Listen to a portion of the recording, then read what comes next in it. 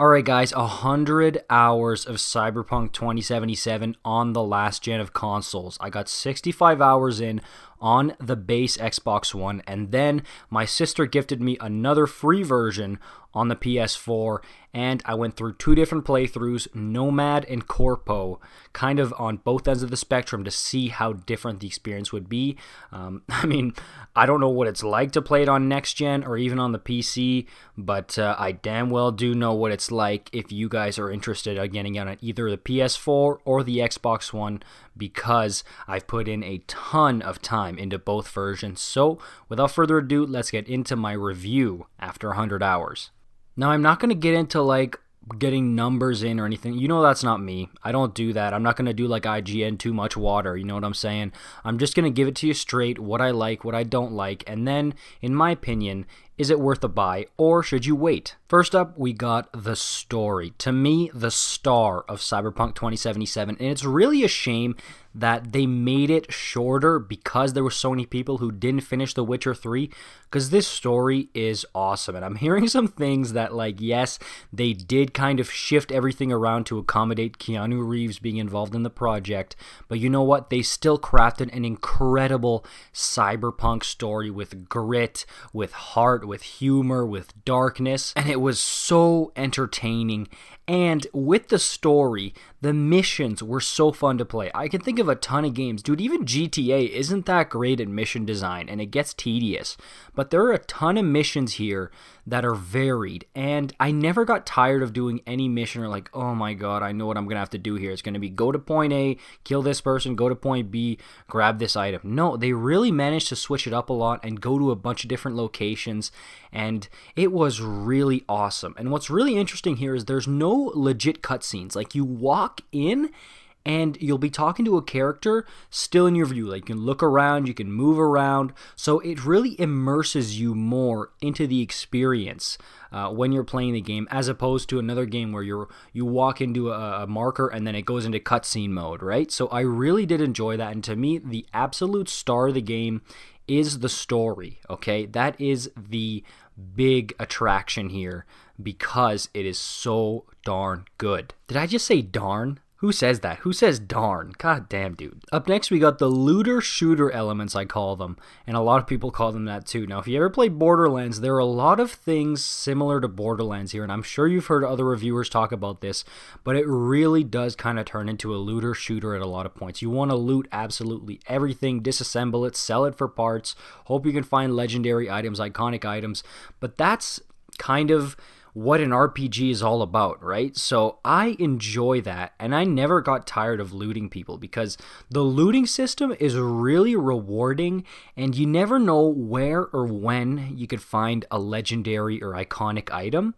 And there's so many secret little hidden things everywhere. That's the beauty of RPGs, especially ones like this. They can hide secret rewards in secret places, and it makes them so awesome to find. So I like the looter-shooter elements of the game. That being said, I wish there were even more cyberware options. And I know there's already a ton, but this is such a unique concept. I really do think they should have almost like doubled down on it and really focused and went hard in the paint on the cyberware and gave us even more, because looting for cyberware is the most fun thing. You guys saw my video where I bolted into a legendary zone, grabbed the legendary mantis blades, and got out of there.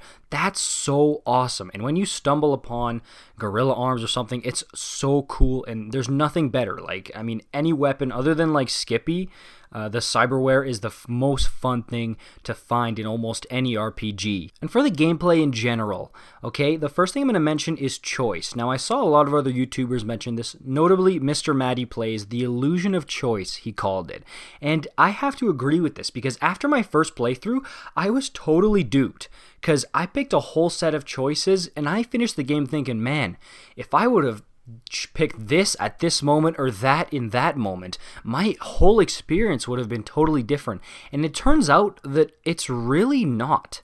Like, there is a bunch of different paths that kind of converge together at different points, but they're going to converge anyways. It's not like a few other games, like I think Wasteland 3 has that, where every choice branches your game off differently from another player. And I honestly thought this is what this game was going to be like. And honestly, I don't think it's that huge of a deal like other people do, because to me the choices they gave were still cool. But I do kind of feel like it was somewhat of a cop-out to not go hard in the paint with choice in this game, and I do wish it was a bit more fleshed out. And they can still do this in like future DLCs and stuff. They can definitely upgrade this element, so there's still hope out there. That's why I'm mentioning it. As far as the combat and the weapons go, I adore it. I love it. The dismemberment, like when people's legs and heads and arms are flying off, I love it. I find it so awesome and meaty. It feels really good when you're in combat, when you throw a bomb or something. I really enjoy it. I find it really rewarding and awesome. Especially when you're blowing limbs off. That's so cool. As far as the driving goes, I'm not sure if this is going to be a hot take or not, but I do not like the driving. I don't. I think the cars are cool. It's disappointing we can't customize them, but the driving feels so slippery to me, and it's like GTA 4, but even worse. You remember how slippery it was in GTA 4? Like you're on a slip and slide the whole time, but it'll just like spin out of control so many times. It doesn't feel very responsive at all.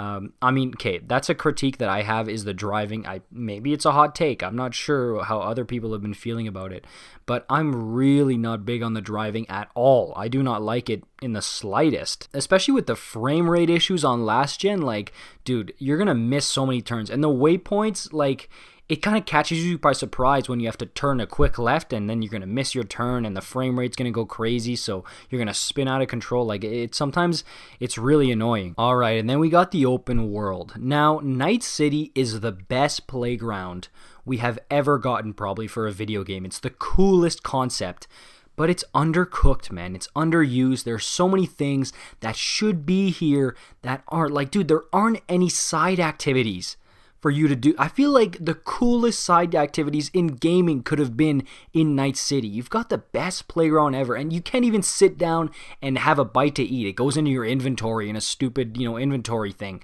But it just seems almost like a wasted opportunity. And when I look at Night City, I still have a ton of fun exploring and stuff, but I see a lot of missed potential. And again, I'm mentioning this because I think they could add some of this stuff in future DLCs. Probably not updates, but DLCs, they could add this kind of thing. So the open world, it has a lot of unused potential that currently right now disappoints me a little bit, but I think could definitely be improved in the future. And lastly, of course, I could not mention it. The bugs. Yes, of course, the bugs. But I want to make something clear. The game-breaking bugs are something that I want to explicitly mention over, like, the smaller bugs. Like, the bugs that don't really mess with things too much. Those ones, I'm sure a lot of you guys can let them slide like I can. Like, of course, it's immersion breaking sometimes, like when Pan Am is driving with, like, her arms coming out of her ass or something. But I can get past that. It's the game-breaking stuff that I don't like, okay? Like, for example, the quest ones where you can't complete a quest, or when the game crashes over and over again. Like, this is stuff that you can't get past, and yes, it's there. I will say the game seems to crash more on PlayStation than on Xbox, so keep that in mind. And if you want your experience with Cyberpunk to be truly authentic and real, and you don't want to be broken out of immersion, still wait a bit. We've gotten a few little hotfix patches. The big ones are coming January and February. If you really want that authentic, legit experience, I would wait until after February, then grab this thing and play it. Plus, who knows when the true next-gen versions are coming out? That's also something to look out for. Now, for me, I wanted to play this thing right away, so I really didn't mind, and I'm glad I made that choice because it was the right decision for me. But it depends what kind of experience you want. And what I would say is also keep an eye out for sales, okay? Because this thing,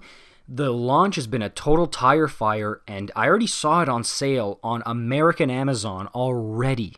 So keep an eye out for Boxing Day sales and some other sales coming up here. And if you can get it discounted, jump on that, my guy, because then you're going to get a free next-gen upgrade. So worth it, dude. So you get any type of sale, 100% worth it. Grab it. And if I think it's worth a buy in general, I think it's a great game with a lot of untapped potential, and it needed some more time in the oven. What can I compare it to here? It's like if the Mona Lisa was like 3/4 done, and then they put in the art gallery, so you could clearly tell there was a lot of stuff missing, and it was kind of like ruining your perception of the painting because it wasn't fully finished, but you could tell that, wow, okay, if the artist puts in a bit more time and completes this whole thing, this could be a masterpiece. That's what Cyberpunk is for me, even on the last gen of consoles. And remember, those patches are going to be good. Watch for sales.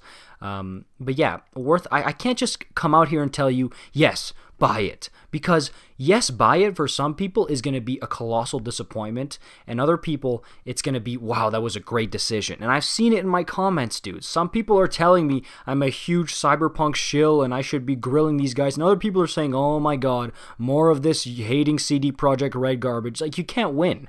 So that's why it's up to you. For me, it was worth it to get it on day one.